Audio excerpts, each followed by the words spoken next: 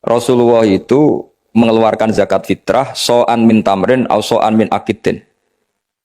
Rasulullah mengeluarkan zakat fitrah dari kurma. Imam Syafi'i tidak maknani kurma, tapi dimaknani kuti ahli baladi, makanan pokok yang sesuai negara masing-masing. Jika kalau orang Jawa ya pakainya beras. Meskipun di hadis disebutkan tamar. Sama seperti Nabi ngendikan gini, tasaddaku walau bisiki tamrotin, sedekahlah meskipun dengan separuh kurma. Kira-kira orang miskin Indonesia kamu kasih separuh kurma itu dianggap ngenyak apa enggak? Ya maksudnya separuh kurma itu kalau kita ya mungkin setengah kilo atau telur setengah kilo. Atau kata separuh secuil itu maknanya kit'ah yasiroh. Saking sedikitnya diistilahkan secuil. Tapi bukan berarti cuilan betul. Nah kalau ingin persis hadis tadi ya satu kurma kamu cuil terus kamu kasihkan. Kira-kira dianggap ngenyak apa dianggap sedekah. Kajian An-Naul Khomsun fi Mantukihi wa Mafhumi. Itu ikut halaman 287. Jadi di antara aturan memahami Quran itu memahami apa yang disebut mafhum, apa yang disebut mantuk. Kira-kira kalau terjemahan Indonesia itu ada yang eksplisit, redaksi itu ada yang apa? Implisit. Kalau yang eksplisit itu mengganti kata mantuk. Memang dilafatkan seperti itu. Yang mafhum itu bisa diartikan kayak semacam apa? Kesimpulan tapi nggak mesti jadi pegangan. Makanya ini harus hati-hati kalau di bab mafhum. Misalnya gini contoh yang dipakai ulama, saya baca ya. Wal mafhum madalla alaihi lafzula fi mahallin nutqi. Yang dikatakan mafhum itu kesimpulan yang tidak didapatkan dari tag letter luck. Ya, tidak didapatkan dari tag letter luck. Misalnya begini. Ini diberi contoh misalnya innalladzina ya'kuluna amwalal yatama zulman innama ya'kuluna fi butunihim. Orang yang memakan hartanya anak yatim secara zalim, maka sama juga makan api neraka. Sekarang terus Anda berdalih, wong saya tidak makan, Gus mau gasap tok. Saya nyuri. Berarti kalau nyuri sepeda motornya yatim nggak apa-apa kan, nggak dimakan. Nah itu sarap itu. Maka cara maknanya gini, orang yang memakan harta anak yatim dalam kurung baca merusak, baca merugikan. Sehingga kata yaquluna amwalal yatama adalah ibaratun an aqallil ifsad. Makan itu kan sebanyak-banyaknya kan satu piring dua piring, itu saja haram. Apalagi mengambil mobilnya, mengambil tanahnya. Sehingga kata yaquluna diganti kata yufsiduna, yang merusak. Jadi itu namanya mafhum. Jadi mafhum itu, nah kadang mafhum itu aulawi itu lafadz yang disebut dengan mafhumnya itu maknanya ekstrim mafhumnya. Misalnya ada ayat fala taqul lahuma uffin, maka jangan pernah berkata pada orang tua kamu hus atau uf. Kamu nggak bisa bilang gini, yang diharamkan itu mengatakan hus. Kalau misoh kayaknya enggak gitu. Nggak bisa seperti itu. Kalau kata hus, kecewa lah. Ufin itu dalam bahasa Arab atadodjar. Saya merasa tidak nyaman dengan orang tua itu. Orang Arab bilang ufin. Atau us gitu. Gitu. Pokoknya tidak enak. Kalau itu saja nggak boleh, maka bilang kakek aneh, jancuk lebih tidak boleh. Nah, kalau itu tidak boleh karena menyakitkan, ya, misalnya orang tua itu nggak boleh karena menyakitkan. Membiarkan orang tua sampai utang-utang tonggo, sampai pinjem-pinjem itu juga menyakitkan. Jadi kalau menyakitkan misoh itu karena kata-kata, menyakitkan ekonomi itu secara kejiwaan. Sehingga terus ulama mengatakan semua bentuk yang menerantarkan orang tua, maka hukumnya haram. Itu semuanya mafhum, difahami dari kata fala taqul lahuma uffin.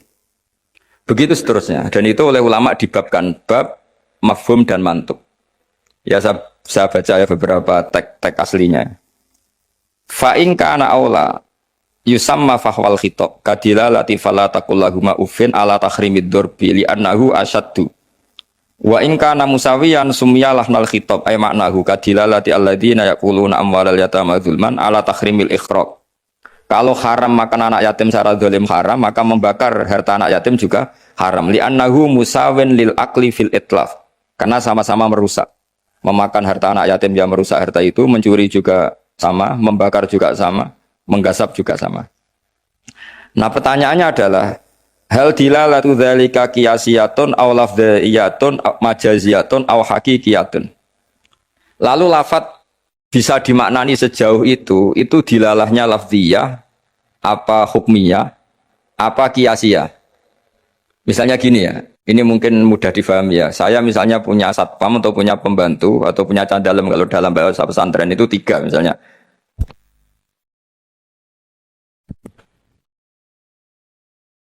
Ya saya misalnya punya pembantu ya, atau dalam bahasa santri itu candalem itu ada 3. Zaid, Bakar, Umar. Ketika ada tamu, Pak On datang, beliau datang, saya bilang, Bakar silahkan sini. Umar itu dengar, tapi wong yang dipanggil tidak saya kok, yang dipanggil Bakar. Ali ya dengar, tapi katanya yang dipanggil bukan saya. Tentu saya manggil Bakar itu karena spontan saya ingatnya itu Bakar, sehingga manggil Bakar. Tapi hakikat Bakar adalah pengganti kata Candalem. Sehingga kalau yang datang Umar ya saya nggak masalah, yang datang Ali ya nggak masalah. Karena butuh saya ada orang yang melayani.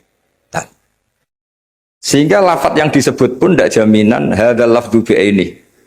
Ini memang agak jelimet, tapi mau tidak mau kita harus pelajari. Sehingga dalam kitab-kitab ulumul Quran diterangkan wiridan-wiridan atau perintah yang diberikan Nabi kepada sahabat meskipun disebut namanya, tetap itu untuk umum. Jadi misalnya Nabi berkata sama Mu'ad, karena kebetulan Mu'ad yang di depannya misalnya, ya Mu'ad inni uhibbuka fakul dubura kulli sholatin Allahumma inni ala dzikrika wa syukrika wa husni ibadati. Kita tahu semua hadis menyebut ya Mu'ad, wahai Mu'ad. Kata Mu'ad ini mewakili semua umatnya Nabi harus terdidik kayak Mu'ad. Meskipun yang disebut Nabi Mu'ad. Nah, ketika kita baca wiridan itu, karena kita mengkiaskan diri sama Mu'ad, menganalogikan diri dengan Mu'ad, sama-sama santrinya Kanjeng Nabi. Atau cara berpikir, Nabi itu ingin mendidik semua umatnya. Berhubung yang di depan Mu'ad, maka Nabi menyebut Mu'ad. Tapi bukan hakikatnya itu khusus untuk Mu'ad. Itu namanya mafhum. Jadi mafhum itu satu makna yang difahami meskipun itu tidak dilafatkan, tidak diucapkan. Ya begitu seterusnya. Ya saya teruskan supaya nanti makna Quran itu lebih. Ada ayat lagi, inja akum fasikum binaba'in fatabayyanu. Terus fadhkurullaha intal mas'aril haram. Di sini ada kata lagi fajliduhum thamaninal jaldah. Jadi begitu juga menyangkut adat. Adat itu bilangan. Ketika Al-Qur'an menyebut satu bilangan, itu apakah mubalaghah? Mubalaghah itu butuh itu diekstrimkan atau punya makna sesuai bilangan itu. Misalnya begini. Sampean kalau mangkel sama seseorang itu kalau dalam bahasa Jawa itu meskipun kamu minta maaf saya 1000 kali tidak akan saya maafkan. Ternyata orang itu dablek sekali, ya sudah nanti saya minta maaf 1001 kali. Tak susui 1. Itu kamu mangkel enggak? Mesti kamu mangkel. Karena kamu menyebut 1000 kali itu saking mangkelnya bahwa saya maafkan kamu itu mukhal. Meskipun Anda minta maaf 1000 kali. Tapi orang ini tetap dablek, ya sudah saya tambah 1001. Itu tidak bisa seperti itu karena adat bilangan disebut Quran dalam konteks balaghah itu hanya lil mubalaghah, mengekstrimkan satu kasus atau satu peristiwa. Itu di semua bahasa dunia. Kalau kamu mangkel sama istri atau mangkel sama teman atau mangkel sama tetangga, mbok rene nganti bungkuk nganti sujud misalnya, tidak akan saya maafkan. Terus kamu bilang gini, ya saya akan sowan kamu sambil melata sambil merangkak. Itu tetap saja. Jadi ini namanya mafhum. Mafhum itu kalimat yang enggak disebut tapi maknanya pasti seperti itu. Jadi maknanya hanya gini tok. Mbok kamu minta maaf saya 1000 kali tidak akan saya maafkan. Maknanya hanya satu. Betapa bencinya orang itu pada itu aja maknanya. Betapa bencinya. Nah, di sini juga ada kalimat misalnya ada beberapa kelompok sing Allah itu ngendikan la yukallimuhumullah wala yanzuru ilaihim. Allah melihat saja enggak mau. Ngendikan saja enggak mau. Pertanyaannya adalah secara hakikat semua makhluk Allah dilihat Allah enggak? Dilihat. Tapi ada ayat wala yang duru ilaihi, makhluk-makhluk seperti ini tidak dilihat Allah. Nah, makna tidak dilihat adalah tidak dipedulikan. Hakikatnya Allah tetap melihat. Jadi ayat itu hanya menunjukkan betapa bencinya Allah sama kelompok itu. Sampai diistilahkan Allah tidak berkenan melihat. Jadi gak usah dimafhum gini. Oh beneran Allah gak delok, aku maksiat rakonangan, wah yo kasus kalau seperti itu. Nah, ini memang itu balaghah. Jadi ilmu-ilmu yang harus dianalisis secara balaghah. Jadi ada kelompok-kelompok yang menjual belikan agama atau melakukan kejahatan atas nama agama. Yasaruna bi ahdillahi wa imanihim samanang qalila. Itu orang-orang ini akan dihukum, kata Allah hukumannya adalah la yukallimuhumullah. Allah tidak berkenan ngendikan, juga tidak berkenan melihat. Monggo Pak nak badhe wonten acara. Ini beliau mau nemuin tamu dari kedokteran. Saya teruskan ya. Jadi para audien, para hadirin yang saya hormati. Makanya kita sekarang kan punya jargon kembali Quran dan Sunnah. Tapi tetap saja aturannya memahami Quran dengan cara-cara yang dipahami para ulama dulu. Yang ulama itu punya sanad sampai sahabat, tentu sampai Rasulullah SAW. Di antara bahasa Arab itu ada mubalaghah. Mubalaghah itu mengekstrimkan satu peristiwa. Dan pilihannya kadang pakai bahasa tadi. Saya beri contoh tadi yang orang Jawa bilang, mbok kue rene ping 1000 tetap rata sepuro. Kamu tidak bisa ngarang buku. Kalau 1000 tidak cukup. Kalau 1001 pasti cukup. Memangnya ini KPU kalau 50+1 terus menang, tidak bisa seperti itu. Ya maknanya hanya ma asyadda bughdahu, betapa bencinya orang itu, gitu aja. Allah tidak berkenan melihat orang yang menjual belikan agama. Wah malah penak Allah kalau nggak lihat kita enak. Tidak bisa seperti itu. Saking bencinya Allah sampai diistilahkan tidak berkenan melihat. Itu kan seperti kamu benci orang. Wah nak roh kowe mutah-mutah. Masa mutah-mutah betul kan? Saking nggak maunya melihat. Itu di bahasa Arab juga seperti itu. Ya, Sabri terus waktu lifa fil ikhtijat bihadhil mafahim ala aqwalin katsirah. Wal asah fil jumlah annaha kullaha hujjatun bisyurutin. Minha alla yakunal mazkuru kharaja lil ghalib. Kemudian mafhum itu apakah bisa jadi argumentasi hukum? Jawabannya iya. Asal lafadz yang disebut yang eksplisit tadi disebut bukan karena ghalib. Ghalib itu gampangnya ngomong lah, ghalib itu umum. Misalnya begini, saya beri contoh yang ekstrim. Jong nak ono wong melarat sini hormati. Misalnya saya seorang kiai atau seorang dosen, kalau ada tamu miskin hormati. Setelah itu ternyata tamunya orang kaya, terus pembantu saya seenaknya tidak hormati. Alasannya yang harus dihormati itu yang miskin, kalau yang kaya tidak perlu. Ini tentu pembantu yang buruk. Karena mengatakan jika yang miskin hormati itu sebenarnya maknanya itu prioritas, bukan catatan hukum. Jadi kalimat disebut itu kan kadang catatan hukum, kadang prioritas. Kalau tadi ya maknanya hanya jika orang miskin prioritaskan, bukan berarti yang kaya tidak perlu dihormati. Nah itu banyak di Quran, di hadis, lafadz yang sebetulnya disebut itu prioritas, tapi oleh orang yang enggak ahli bahasa dianggap catatan apa? Hukum. Maka itu menjadi gaduh, secara hukum menjadi gaduh. Saya beri contoh yang ada di Quran.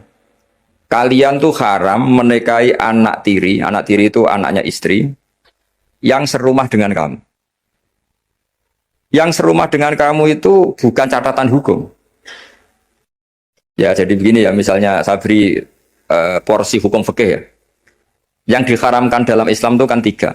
1 karena nasab, 2 karena rodok penyusu, 3 karena musyaharah. Musyaharah itu besan. Kalau yang karena nasab kita tahu 7 ya, kalau dalam bahasa Arab 7, kalau dalam bahasa Jawa itu tinggal 4. Ya 7 itu apa saja coba yang hafal Quran itu hurrimat alaikum ummahatukum wa banatukum wa akhwatukum wa ammatukum wa kholatukum wa banatul akhi wa banatul ukhti. Itu kalau dalam bahasa Arab muharramatun nikah itu ada 7. Tapi orang Jawa bilang hanya 4. Sebenarnya memang 4. Karena orang Arab itu kan ngitungnya ibu, putri, saudara putri, bule dari bapak, bule dari ibu, keponakan dari saudara lelaki, keponakan dari saudara perempuan. Kalau orang Jawa kan ngitungnya bule ya 1. Ya kan saudaranya bapak atau ibu kita bilang boleh. Kalau orang Arab enggak. Kalau saudaranya bapak ammah ya, saudaranya bapak itu ammah. Kalau saudaranya ibu kholah, maka dihitung 2, wa ammatukum wa kholatukum. Kalau anaknya saudara orang Jawa bilang keponakan. Kalau orang Arab dihitung wa banatul akhi wa banatul ukhti. Sehingga 4 ini di Jawa diringkas jadi berapa? 2, yaitu haram menikahi bule dan haram menikahi keponakan. Jelas ya? Kemudian yang kedua haram karena rodok. Jika kamu nyusu sama Sri misalnya, otomatis anaknya Sri saudara rodok, dan ibu yang kamu susui otomatis ibu rodok, suaminya Sri bapak rodok. Itu karena roto. Terus ketiga karena musoharo. Ya ini didengerin supaya jadi ahli hukum. Jadi masa Universitas Islam Indonesia tidak tahu muharramatun nikah. Kamu jangan ikut bahasanya artis-artis gaul di Jakarta. Di Jakarta itu kalau orang sudah nikah malah namanya muhrim. Itu sebenarnya salah bahasa. Justru yang bisa dinikah itu harus ajnabiyah orang lain. Kalau mahram malah nggak boleh dinikah. Karena maknanya mahram itu orang yang haram dinikah. Jadi justru istri itu bahasa fikihnya ajnabiyah orang lain. Buktinya boleh dinikah. Kalau mahram itu orang yang haram dinikah. Tapi ya sudah ada bahasa gaul gitu ya ikut saja. Ibu goblok tapi tidak usah ikut goblok. Karena itu memang salah, bahasa itu salah sebetulnya. Makanya istri itu repot, di fikih itu repot. Fikih itu kalau bahasakan istri itu ajnabiyah orang lain. Kalau anak itu anak, kalau istri itu tetap bahasanya ajnabiyah orang lain. Sehingga sekali dicerai ya benar-benar menjadi orang lain. Kalau kita mati ya benar-benar menjadi orang lain. Buktinya boleh dinikah orang lain. Jika kalau dalam pepatah Jawa ini ajarannya bapak saya, kamu udah harus ikut. Kalau ajaran bapak saya, nak bojo gak anak tukaran, kowe kudu bela anak. Mergo ora ono mantan anak, tapi iso ono mantan istri. Sehingga tradisi keluarga saya itu pokoknya anak itu nomor satu, baru istri. Nggak tahu kalau tradisi sampean istri dulu baru anak. Itu. Karena tadi cara berpikir anak itu selalu anak. Ya anak itu selalu anak. Tapi kalau istri tidak mesti. Apalagi istri sampean cantik terus sampean mati gitu itu sudah. Ya sudah selesai. Mesti nikah orang lain gitu. Nggak tahu nanti kalau di surga ikut siapa, nggak tahu ini. Mesti oportunis. Kalau kamu masuk neraka dia ikut yang masuk surga. Kalau masuk surga semua ikut yang kelas lebih tinggi. Saya teruskan ya. Terus haram ketiga itu karena musoharo. Disebut wa akhwatukum wa ummahatukum lati artunakum wa akhwatukum naruna. Terus wa ummahatu nisaikum apa? Wa ummahatu nisaikum. Ibu dari istri kamu. Apa kalau orang sini bilang? Mertua ya. Nah mertua dengan mantu itu hubungannya dua. Seorang lagi ya. Mertua sama mantu itu hubungannya dua. Ya seorang lagi. Misalnya kamu nikahi Sri. Berarti ibunya Sri sebagai apa? Mertua. Itu menjadi mertua itu bimujarrodil akdi. Sekedar akad, kamu bilang qabil tu nikahaha wa taswija bil mahrin madkur. Itu langsung jadi mertua. Ya, langsung jadi mertua. Tapi kalau hubungan ibu dengan anak, misalnya kamu nikahi janda, punya anak cantik, sudah perawan. Terus setelah kamu nikah dengan janda ini, akad, itu belum menjadi anak tiri. Menjadi anak tiri betul setelah kamu hubungan suami istri dengan ibunya. Saya ulang lagi ya. Jadi kalau menjadi mertua itu cukup akad. Tapi anak tiri menjadi anak tiri kamu yang haram dinikah itu nunggu hubungan suami istri sama ibunya. Sebab itu agak rumit memang di fikih. Kenapa demikian? Karena ya memang aturannya gitu. Makanya disebut waroba ibu kumulati fi hujurikum min nisa ikumulati dakhaltum bihin fa illam takunu dakhaltum bihinna fala junaha ali. Jadi kalau hubungan batunya ya hubungan menantu sama siapa? Mertua itu hanya dimulai akad. Jadi setelah akad sampean salaman apa ini sudah menjadi mahram. Dan selamanya haram dinikah karena sudah menjadi apa? Mertua kamu. Tapi kalau orang yang kamu nikah itu punya anak putri itu menjadi anak tiri yang benar-benar berstatus anak tiri setelah hubungan sama istri. Ya ini jelas ya. Makanya disebut seperti itu. Tapi di situ ada catatan waroba ibu kumulati fi hujurikum. Anak tiri yang serumah. Yaitu semua ulama ngendikan kata fi hujurikum yang serumah itu diabaikan. Jadi tidak bisa misalnya gini, kamu nikahi Sri di Jogja, punya anak tiri di Jakarta, berarti halal karena tidak serumah. Wah itu sesat dan menyesatkan ya. Karena ada aturannya, fi hujurikum itu kalimat yang disebut Allah itu normatif. Normatif artinya umumnya anak tiri itu serumah, tapi bukan sebagai catatan hukum. Dan itu banyak sekali lafaz-lafaz yang disebut Allah atau disebut Rasulullah. Bukan sebagai catatan hukum, tapi normatif. Itu kan seperti gini. Cong, bukti kamu hormat tamu. Kalau ada tamu itu suguhi teh. Kalau ada tamu itu suguhi kopi. Itu normatif. Bukan berarti yang tidak nyuguhi kopi itu tidak menghormati tamu, tidak bisa seperti itu. Kalau tamunya darah tinggi, kan malah mati. Nah, ulama itu berkompeten, sangat kompeten sekali memahami Quran. Mana lafaz yang disebut Allah itu normatif, mana yang disebut Allah itu sebagai catatan hukum. Kalau fi hujurikum menjadi catatan hukum, maka maknanya begini. Haram menikahi anak tiri yang serumah. Waroba ibukumul lati fi hujurikum. Mafhumnya kalau tidak serumah, boleh, wayo kacau. Ibunya kamu embat, anaknya kamu embat, hanya karena beda. Itu sesat dan menyesatkan. Makanya bahaya sekali nafsirkan Quran tanpa ilmu. Sampai ada ancaman manfas sarul Quran biro'ihi falyatabawa maq'adahu minan nar. Orang menafsirkan Quran dengan semaunya sendiri, maka sama juga pesan satu tiket di neraka. Jadi sampean sama saya itu potensi masuk neraka saya sebetulnya. Karena saya nekuni tafsir. Itu bahaya sekali. Sebab itu saya tradisikan kalau ngaji itu pakai kitab supaya sanadnya muttasil sampai Rasulullah SAW. Enggak boleh mengajarkan Quran terjun bebas menurut saya. Memangnya agama menurut kamu enak aja. Enggak boleh agama kok menurut saya. Agama yang menurut Allah dan Rasul. Enggak boleh menurut saya. Kalau menurut saya berarti agama macam-macam karena setiap orang menurut masing-masing. Ya, saya teruskan ya. Jadi di antara dengan tanda kutip jebakan-jebakan lafaz adalah kita tidak pernah tahu lafaz itu disebut itu karena apa. Karena mewakili kelompoknya seperti tadi. Saya punya tamu terus manggil sekenanya. Wahai Bakar sini. Kira-kira yang datang Umar tetap saya seneng enggak seneng. Butuhnya ada orang yang hormat. Yang datang Ali ya saya seneng. Yang datang Zaid yang seneng. Yang datang siapa saja seneng. Itu kan ibarat kamu orang kaya kemalingan. Satpam yang paling kamu ingat itu misalnya Hutomo. Hutomo sini. Di situ banyak satpam yang namanya enggak Hutomo terus enggak ke kamu. Kira-kira kamu bilang satpam ini goblok enggak kira-kira? Dengan dalil saya ada dipanggil.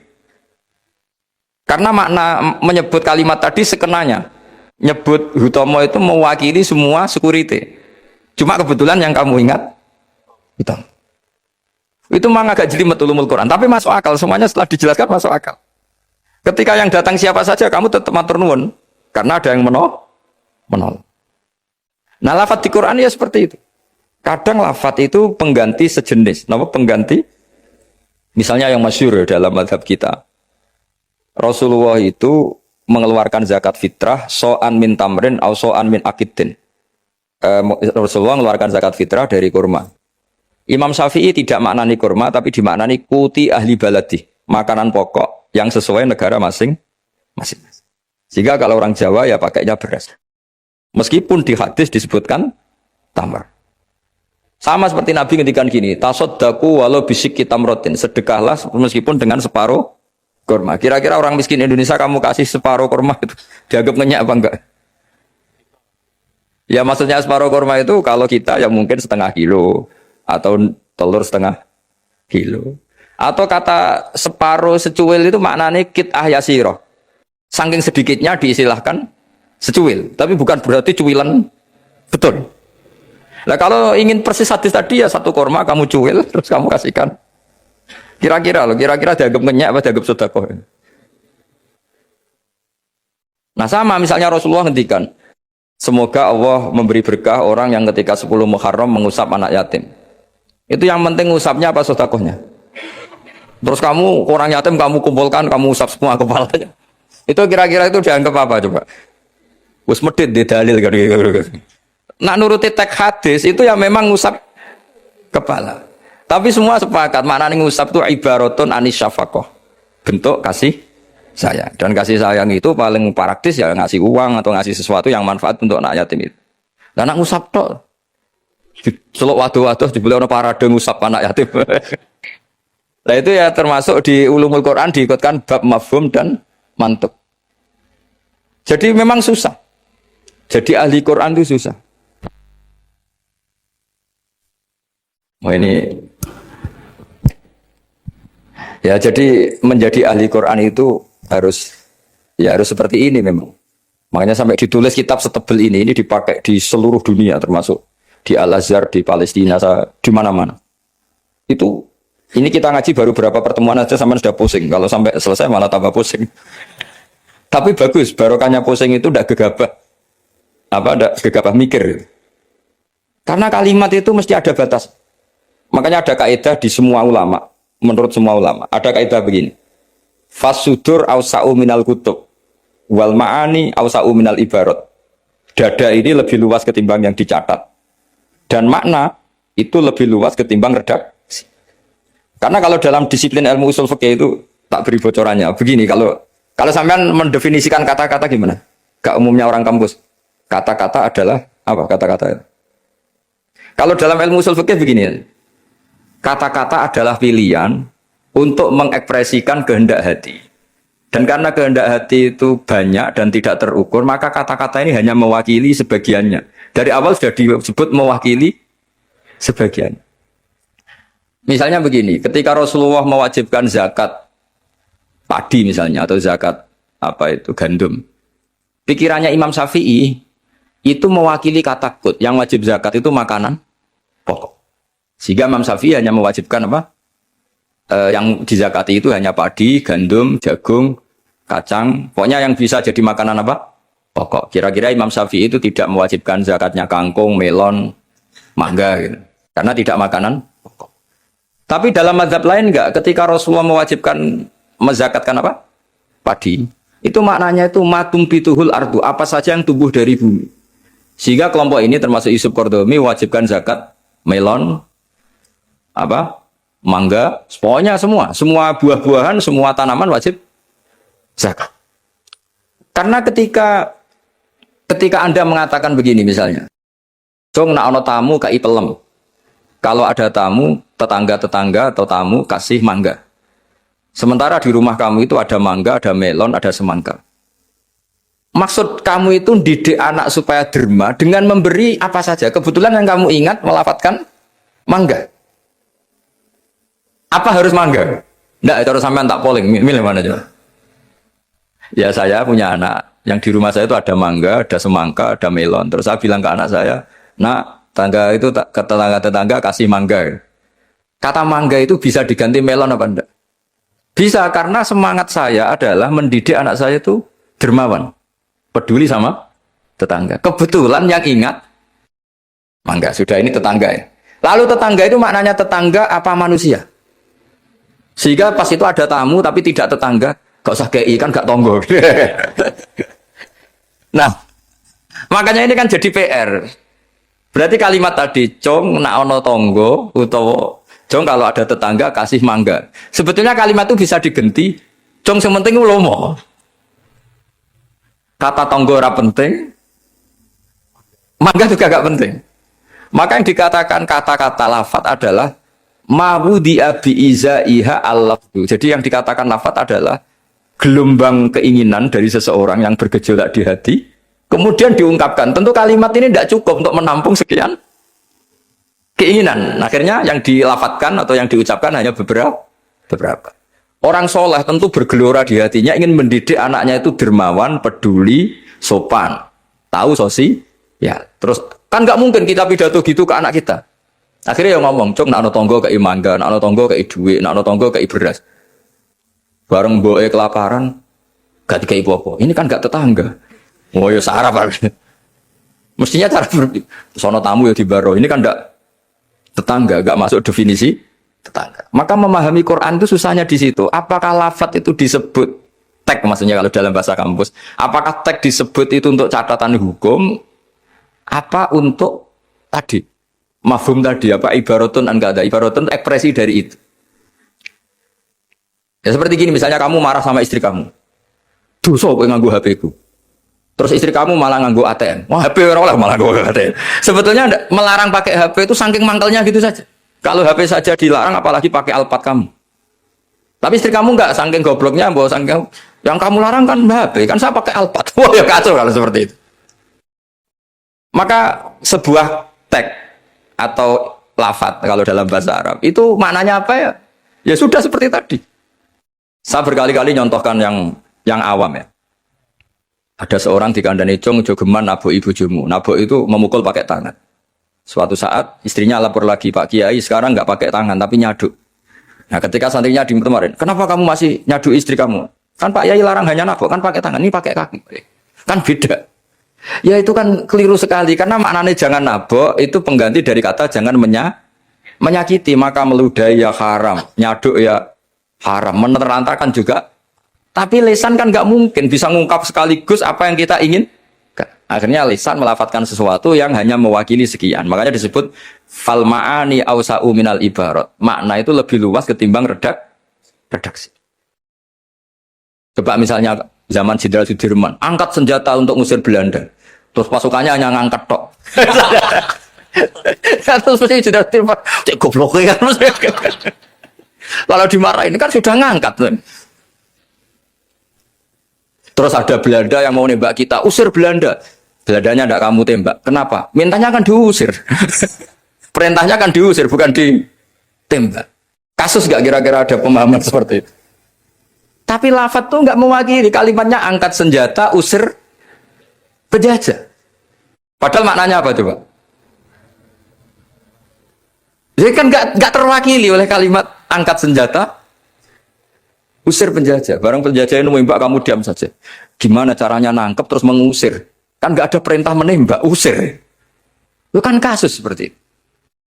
Jadi makanya di antara syurutul mufassir yang paling pokok adalah maliyan bil arabiyah. Dia punya kemampuan kesusastraan Arab.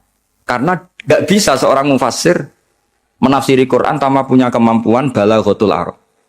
Yaitu yang disebut Allah Ta'ala wa innahu latanzilu rabbil alamin nazala bihi ruhul amin ala qalbika litakuna minal mudhirin. Terus apa? Bilisanin arabiyyin mubin. Jadi Quran itu pakai lisanul Arab.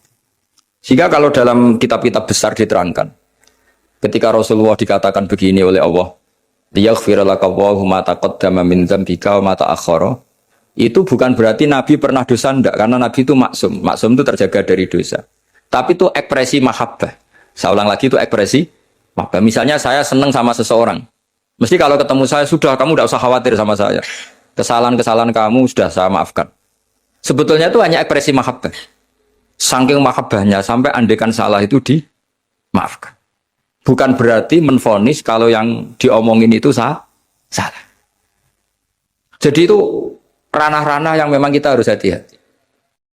Sama seperti begini, ini kata Qodiyat. Qodiyat itu pengarang kitab Asyifa. Doa itu ekspresi mahabbah. Doa itu bukan kalimat hukum. Kalau kalimat hukum itu kan iya sama tidak. Tapi doa itu enggak, doa itu ekspresi mahabbah. Misalnya kita ketemu Zaid, kita bilang Assalamualaikum warahmatullahi wabarakatuh. Semoga kamu dapat keselamatan. Enggak perlu Zaid tersinggung. Memangnya saya celaka kok sampai doakan selamat. Kalau nuruti mafhum, didoain selamat itu kan berarti sebelumnya tidak selamat. Didoain pinter, sebelumnya tidak pinter. Didoain kaya, sebelumnya miskin. Tapi itu kata hukum, itu pemahaman secara hukum.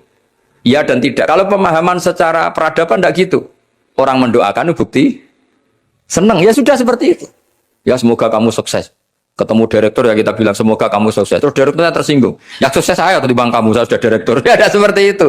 Mendoakan seperti itu bukti mahabbah, bukti Nah, Allah karena saking senangnya kepada nabinya, Allah ketika mukhotobah, ketika dialek dengan nabi memulainya dengan afawwahu angka. Allah telah memaafkan kamu. Itu bukan berarti sebelumnya nabi melakukan kesalahan. Ekspresi mahabbah akan mengatakan demikian. Jadi itu masalah-masalah yang tadi saya utarakan. Fal ma'ani awsa'u minal ibarat. Apa yang ada di hati, ma'ani itu sesuatu yang kita kehendaki. Ma'ani itu dari mufrad maknan, sesuatu yang dikehendaki itu bergejolak jauh lebih dahsyat ketimbang redaksi. Jadi misalnya pagi-pagi nak tangi turu itu nang wudu, nang sarapan. Ya sudah, itu ekspresi bentuk cinta orang tua kita ke kita, bahwa bangun tidur itu ya wudu terus sarapan. Tapi lalu misalnya anak ini melakukan selain sarapan, asal menyenangkan orang tua ya senang. Jangan monoton terus saya harus sarapan, ini perintah orang tua. Tidak seperti itu. Nah sekarang faktanya itu banyak orang memahami Quran secara tekstualistik atau secara harfiah. Itu dalam ulumul Quran itu bahaya sekali. Karena itu tidak mewakili. Saya beri sekian contoh bahwa teks itu kadang tidak mewakili. Misalnya gini. Matsalul ladzina yunfikuna amwalahum fi sabilillah kamatsali habbatin ambatat sab'a sanabila fi kulli sumbulatin mi'atu habbah. Kan tidak semua padi itu punya sab'a sanabil, punya 7 tangkai. Ya, dan tidak semuanya satu tangkai berbiji 100. Itu bahasa Arab murni. Ibaratnya seperti itu. Ya, redaksinya apa? Ibaratnya seperti itu. Bahwa sedekah yang diterima Allah ibarat padi yang tumbuh dalam kondisi paling ideal. Dan orang Arab maupun orang Jawa atau orang mana saja biasanya mengekspresikan ideal itu pakai angka. Misalnya, wah itu sugih, dunia sak gunung. Itu maknanya kaya sekali. Padahal banyak orang punya gunung tidak kaya. Karena gunungnya tandus. Tapi orang itu akan sepakat, itu kaya sekali, punya harta satu gunung. Coro cacili, anak bantah-bantah, dunia aku sak gunung, tidak muni sak langit. Ya pokoknya ingin menunjukkan bahwa kaya raya yang tidak terhingga. Loh itu banyak di Quran seperti itu. Maka saya beri definisi ya supaya sampean ahli usul fikih. Apa yang dikatakan tag mawudi'a bi'izaiha al-lafdu. Yang dikatakan tag adalah ekspresi dari gejolak batin ingin mengungkapkan keinginan. Karena batin ini bergejolak, tag ini hanya mewakili sebagiannya. Kayak tadi kamu ketakutan di dalam rumah, ada ular gitu, misalnya ibu-ibu atau mbak-mbak, mesti manggil kan, Kak Rene, ingatnya kakaknya. Terus adiknya di situ, nggak ke situ. Kenapa kamu nggak ke situ, ada ular? Kan kakak panggil kakak, saya kan adik. Kira-kira kamu mangkel nggak sama adik yang seperti ini kira-kira? Goblok atau sekolah pasti gitu. Nah sebetulnya kalau ini waras, adiknya waras, cara berpikir kayak gitu. Kakak dalam bahaya minta pertolongan dan kalimat kak atau mas itu ekspresi dari orang yang dimintai pertolongan. Jadi kata mas dihilangkan, diganti orang yang dimintai.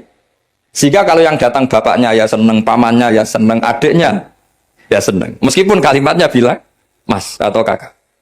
Jelas ini ya. Itu dibabkan tadi mana kita? Dibabkan di mafhum dan mantuk. Ya, dibabkan di mafhum dan apa? Mantuk. Saya teruskan lagi ya. Di annahu innama khassa bidzikri li ghalabati khudurihi fi dzihni. Jadi ini jelas ya. Mungkin ada banyak yang pintar bahasa Arab, ini saya baca teksnya. Li annahu innama khassa bidzikri li ghalabati khudurihi fi dzihni. Kenapa menyebut si A si B? Karena yang kebetulan diingat. Tapi makna yang diinginkan kan siapa saja yang menolong karena ada ular, meskipun menyebut seseorang. Ya kayak tadi misalnya satu rumah itu ada kakak, adik, paman. Terus ketika ada ular atau ada maling kita bilang, Kak tolong. Kak tolong itu sebetulnya mewakili siapa saja yang bisa menolong. Kebetulan yang pas diingat saat itu kakak. Tapi adekan yang datang pamannya ya seneng, adiknya seneng atau siapa saja.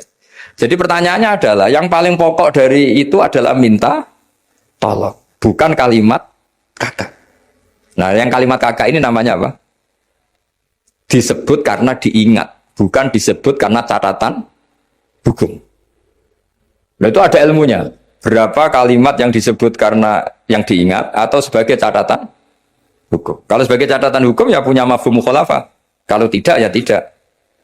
Misalnya begini, ada pernikahan Sri sama Zaid. Kemudian Zaid ini security atau cadalem. Terus ketika tak panggil Zaid datang. Yang datang Umar.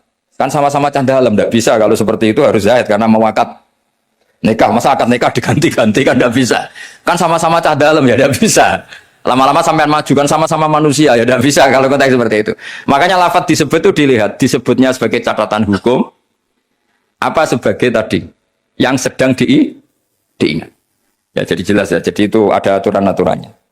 Li'annahu innama khassa bidzikri li ghalabati khudurihi fi dzihni. Terus kedua ada catatan lagi wa alla yakuna muwafiqan lil waqi'. Ya, di antara catatan hukum lagi sesuatu itu tidak lazim sebagai fakta. Saya ulang lagi, sesuatu itu tidak lazim sebagai fakta. Misalnya begini. Kita tahu yang namanya nasi itu makanan pokok. Ya, kita tahu teh itu minuman. Ketika saya bilang, "Jong saya ambilkan teh." Itu apakah maknanya itu teh, apa maknanya itu minuman? Beda dengan mengatakan satu gelas ini bernama teh. Kebetulan itu teh betul. Itu namanya mengatakan sesuatu sesuai hakikat. Karena teh ya dikatakan teh. Tapi kalau mengatakan tamu saya ambilkan teh. Ini pertanyaannya adalah teh itu menggantikan kata minuman, apa memang harus teh? Jadi itu memang seperti itu. Sehingga di hadis banyak dawai Nabi itu diganti. Tapi penggantinya harus ulama. Kalau tidak ulama namanya bid'ah. Misalnya Nabi mengajari gini, anak-anak kamu ajarin panah. Dulu alat perang itu ya panah. Terus di era modern kamu tetap pakai panah, maksudnya pakai brand. Karena Nabi dawuhnya panah. Ya taqabbalallahu minna minkum taqabbal. Jadi seperti karena Nabi ketika mengatakan panah adalah ibaratun an alatil harbi.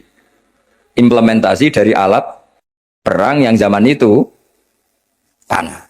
Itu kan sama seperti Nabi ajari anak kamu berkuda dulu, alat perang transportasinya itu alatnya itu kuda. Sekarang musuh pakai pesawat tempur, kamu pakai. Ya tentu itu gak relevan kan. Lah kalau gitu berarti gini. Di Quran itu jelas ada kalimat ini. Wal khayla wal bighala wal hamira litarkabuha wa zina. Kamu saya beri nikmat, ada kuda, ada unta, ada macam-macam. Terus di antara ayat terusannya litastawu ala dhuhurihi tsumma tadhkuru ni'mata rabbikum idastawaitum alaihi wa taqulu subhanalladzi sakhkhara lana hadza wa ma kunna lahu muqrinin wa inna ila rabbina lamunqalibun. Saya bikin unta, saya bikin kuda, saya bikin khimar, saya bikin bighal supaya kalau kamu sudah tenang di atas punggungnya kamu berdoa subhanalladzi sakhkhara lana hadza. Terus kamu karena tekstualistik, kalau naik Innova enggak baca doa itu, naik pesawat, ini kan enggak kuda. Kira-kira dibilang saraf enggak kira-kira seperti itu. Terus kamu bilang, oh ayatnya tentang kuda, ini Innova kok. Tapi cara memahami kita enggak seperti itu. Kata kuda di situ adalah alatul markab, alat berkendara. Kata unta di situ adalah alat berkendara. Maka semua transportasi atau alat transportasi kita kalau naik ya tetap berdoa subhanalladzi sakhkhara lana hadza. Dan itu seterusnya ya. Jadi ngaji pertemuan ini ingat-ingat ya kaidahnya apa? Fal ma'ani awsa'u minal ibarat wasudur awsa'u minal kutub. Itu semua ulama pasti bilang seperti itu. Kalau sampean belum pernah bilang berarti belum ulama. Makanya ini dimulai sekarang. Untuk saja di ulama harus hafal kaidah apa?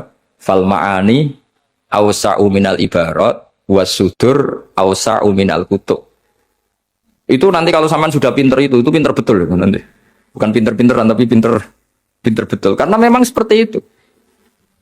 Sehingga misalnya Rasulullah dulu, tofa Rasulullah rokiban, Nabi tawaf secara berkendara. Saat itu tentu naik unta. Sekarang orang-orang sepuh pakai kursi roda. Jangan terus bilang gini, dulu Nabi naiknya unta, maka orang sepuh nggak boleh pakai kursi roda, harus pakai unta. Yo dia tabuki polisi Arab aneh-aneh sebenarnya. Jadi karena dulu Nabi sudah berumur dan beliau tidak suka memaksakan dan untuk menunjukkan kalau tawaf secara berkendara itu sah, boleh, terus beliau naik unta sambil apa? Tawaf. Akhirnya kesimpulan hukumnya apa? Boleh berkendara saat tawaf. Sudah untanya dibuang. Maksudnya harus pakai untanya. Lama-lama nanti gini, nggak boleh tawaf sekarang. Dulu Nabi tawaf langsung tanah, ini sudah keramik, ini nggak boleh. Ya repot kalau kamu perdebatkan begitu terus ya repot. Lah ya karena tadi ketika Nabi naik unta itu semangatnya Nabi adalah mempermudah umatnya terutama bagi yang tua. Semangat yang ingin dimaklumatkan Nabi itu. Wahai umatku kalau kamu sudah tua jangan memaksakan jalan, berkendaralah. Atau cari alat yang menjadikan kamu mudah. Nah itu tentu gak tersampaikan semuanya dengan redaksi. Tapi dadanya Nabi bergejolak ingin mengimplementasikan bahwa agama ini yuridu wa bikumul yusra wala yuridu bikumul usra. Wah itu tentu gejolak ini kan gak terwakili oleh lafaz. Seperti kamu bilang ke istri kamu, Dek saya cinta kamu karena kamu cantik. Itu bukti seneng saja. Nak bojone cerdas, berarti aku nak saya kira seneng. Oh ya repot kalau gitu. Padahal kalimat itu maknanya kan gitu. Dek saya seneng kamu karena kamu cantik. Mafhumnya apa? Kalau tidak cantik, kalau sudah tidak cantik tidak seneng. Tapi tidak seperti itu. Pokoknya kamu itu ingin gombal terus ngomong itu aja. Jadi makanya walhasil tadi ingat-ingat ya Pak. Fasudur awsa'u minal kutub. Bahwa dada kita ini lebih luas ketimbang yang kita tulis. Ya dada kita lebih luas ketimbang yang kita. Terus wal ma'ani awsa'u minal ibarat. Makna yang kita kehendaki itu jauh lebih luas ketimbang redaksi. Karena tadi kita manggil security misalnya si A, yang datang selain si A juga nggak masalah. Karena kata si A tadi hanya keterbatasan kita sebagai manusia, sehingga harus menyebut satu orang. Padahal siapa saja nggak masalah. Karena butuhnya kita ada yang menolong atau ada yang membantu. Ya saya ulang lagi ya. Fal ma'ani awsa'u minal ibarat wasudur awsa'u minal tutup. Ya, Assalamualaikum warahmatullahi wabarakatuh.